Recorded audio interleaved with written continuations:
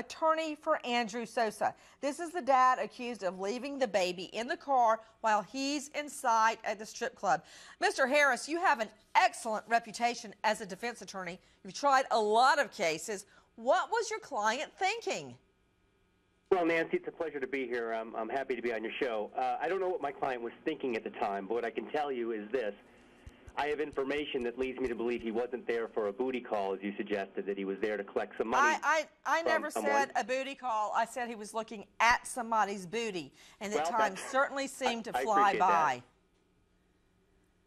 So, and another thing, does your guy have a job? Why is the mother, why is the wife working, and while she's at work, he's at a strip club? Well, it is the 21st century, Nancy, and women do work sometimes, and men stay home. But I'm not going to comment on wait a minute. My mother worked. My grandmother worked in a factory. So I'm okay for women working. I understand that. It wasn't the question about her working. The question about is why your client is at a strip club while the wife is working. Well, it was the evening. It was the evening on, I believe, a Friday night. So, you know, if he had a job, it would have been over by then. If he had a job.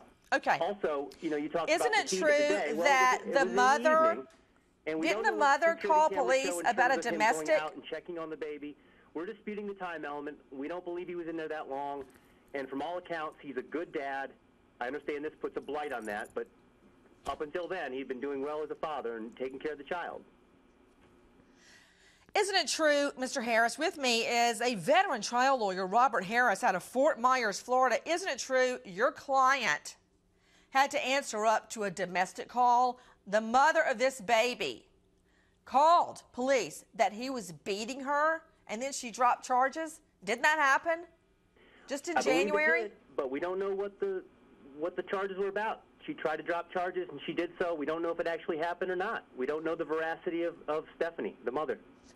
Out to Karen Stark, psychologist. Whoa. One more question for the lawyer, Robert Harris. This is Andrew Sosa's lawyer out of Fort Myers.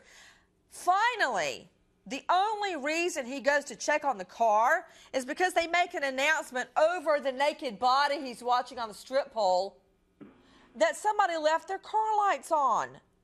That's why he goes out to check, because they told him the car lights were on. Forget the baby, but what about my car battery?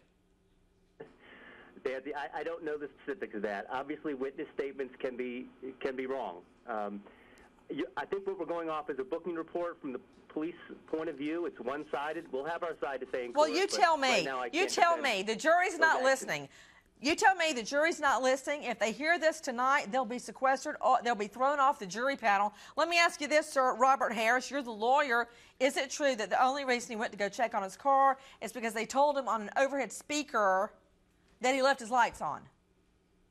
I don't know that for a fact. I wasn't there, and I'll have to look into the case further. Well, I hope you weren't there. Investigation yet. I don't know. Mr. Harris, Robert Harris, I hope you weren't there with your client, living it up at Looker's Strip Club.